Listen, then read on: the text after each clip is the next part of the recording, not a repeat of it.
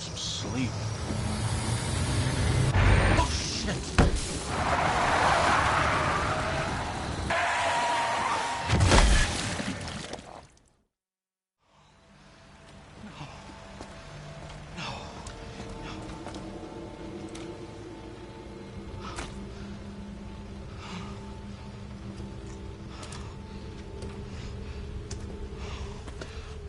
What do I do? What am I gonna do?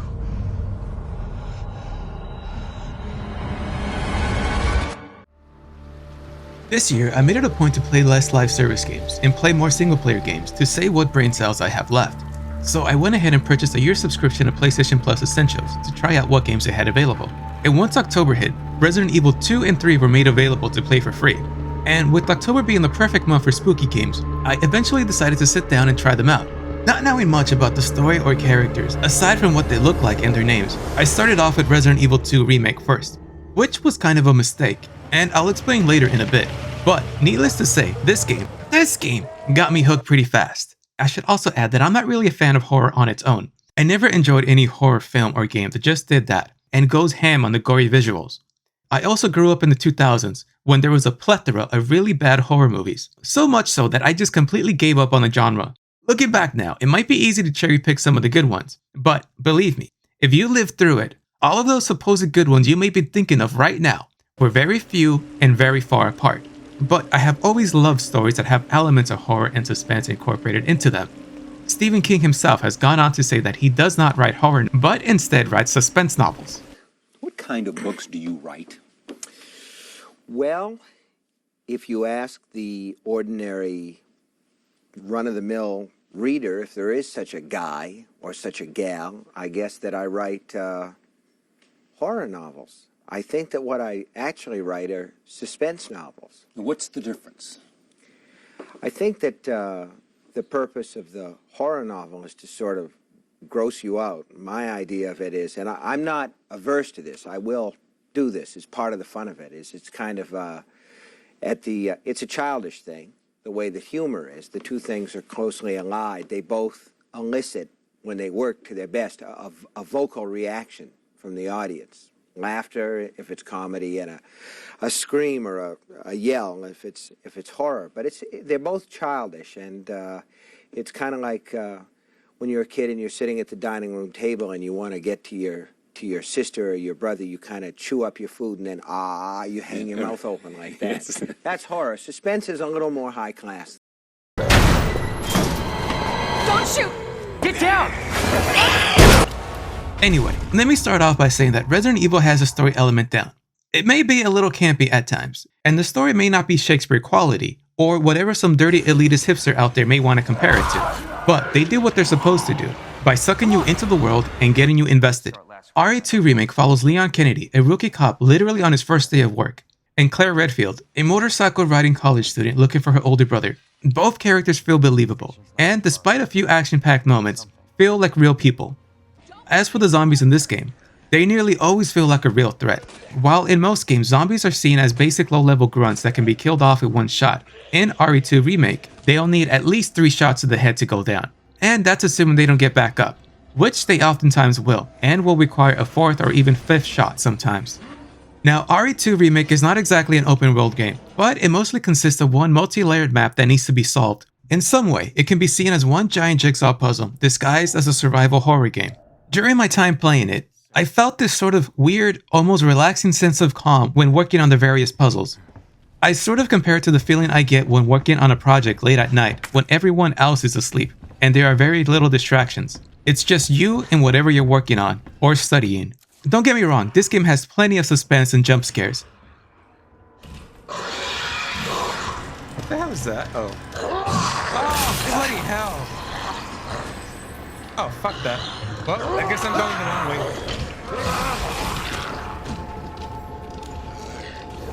way. Run. From zombie-filled rooms and hallways, lickers walking on the walls, floor, and ceiling, listening for any subtle noise that you make, and dogs chasing you. All the weapons in the game feel great, and definitely have some weight to them, but pick your fights wisely. As a newcomer to the series, you may be quick to go guns blazing to clear out a room, But you'll soon realize that ammo is not easy to come by. It's a lot like how in Terminator 2, when Sarah Connor accidentally drops a shotgun shell on the floor, and we later see that she just needed that one last shot to push a T-1000 into the fire. In this game, the equivalent to that for me was when I played as Claire Redfield and used up all of my grenade launcher ammo on one boss, only to then learn that I had a second boss to fight almost right after, and my grenade launcher was completely useless and was only there to take up inventory space.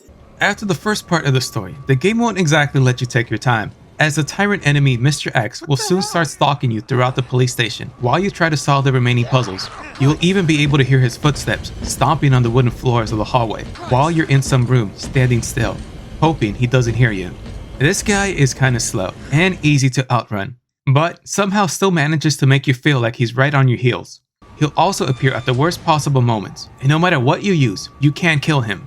Now, even after you complete the game the first time around, you're actually not done yet.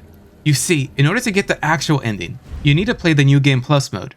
You may be quick to assume that it'll play out exactly the same as your first playthrough, but there are some differences and certain items will be in different locations. You also unlock other modes after completing the campaign. So between Leon and Claire's campaigns, and the New Game Plus modes, and the additional modes unlocked after, you're looking at well over 20 hours. And even then, you'll still want to replay it some more. I personally prefer a 10 to 20 hour game that offers great replay value over a 70 hour plus long campaign that I'll most likely never play again. Sorry. Then there's Resident Evil 3 Remake, which is a real roller coaster of a game. While RE2 Remake has a slower pace that takes its time, RE3 Remake steps on the gas pedal right from the start. It's definitely more action focused. And in this one, you play as Joe Valentine, a cop from the Special Tactics and Rescue Service. Right from the start, you'll find yourself chased by Nemesis. Even if you never played a Resident Evil game, there's a 99% chance you've heard of both of these characters before. Aside from Jill, you also get to play as Carlos for a little while. I'm fine. Personal space. Okay, I get it. Carlos is basically built on 90s one-liners. One at a time, take a number. But unlike in RE2 where both Leon and Claire have their own complete campaigns, Carlos only has 2 sections within Jill's overall campaign. This isn't the last fight out of town, right? It's all right, you're going ahead. I'm not gonna die on you, leave you in a cold, cruel, Carlosless world. Okay.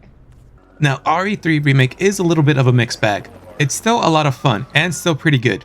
But in one way, it's a little harder because the zombies require a lot more bullets to take down. And in another way, it's sort of easier because there's more ammo laying around and the puzzles are a lot simpler. You can also dodge in this game, which does take some getting used to, but can really come in handy once you get the hang of it. Story-wise, it takes place right before the events of RE2 and roughly around the same locations. Taking the timing, location, and slightly easier difficulty is the reason why I said that starting off with RE2 Remake may have been a mistake, since RE3 might be an easier game for a new player to dip their toes into first. We also get to see Raccoon City as it follows to the zombie outbreak right before Claire and Leon arrive. And there are some Easter eggs that lead into the events of RE2 Remake.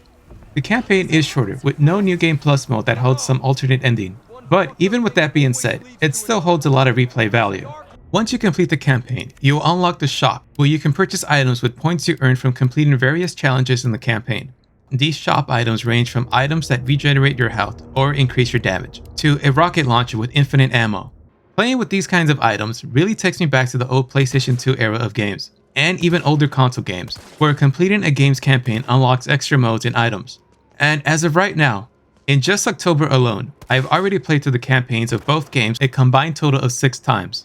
From what I hear, the original Resident Evil 3 Nemesis game actually had more content. It might be considered better by some longtime fans of the series. And if that's true, then I look at it like how I did with Harry Potter. I watched and enjoyed the movies first, and then read the books, which were even better. So, it was a win-win for me. Either way, I greatly enjoyed both Resident Evil remakes, and am now looking forward to trying out other games in the series. As for comparing RE2 and 3 together, it's a little weird. I will say that RE2 Remake has been my favorite so far, but I had more fun with RE3.